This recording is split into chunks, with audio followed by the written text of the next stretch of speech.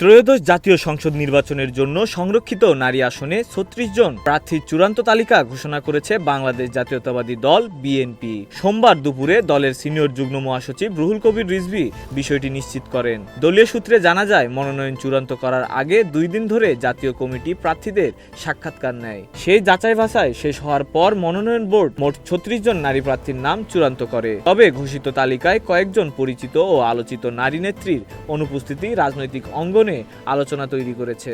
এদের মধ্যে রয়েছেন জাতীয়তাবাদী মহিলা দলের সভানেত্রী আফরোজা আব্বাস, সাবেক সংসদ সদস্য সৈয়দা আসিফা, আশরাফি পাপিয়া, কণ্ঠশিল্পী কনক চাপা, মহিলা দলের সহসভাপতি নাজমুন নাহার বেবি সহ আরও কয়েকজন হেভিওয়েট নেত্রী। এছাড়া সেলিমা হাফিজ, হাসনা জসিমউদ্দিন মওদুদ, রুকাইয়া জাহান চমক এবং বেবি নাজনীনও তালিকায় স্থান পাননি।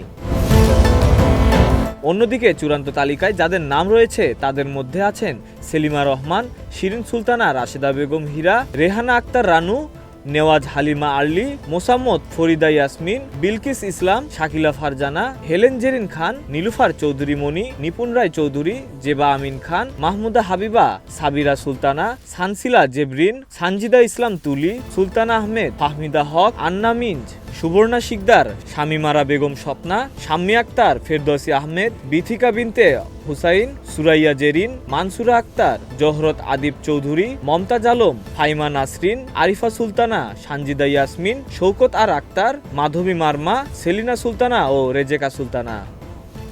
Desk report, news flash 71।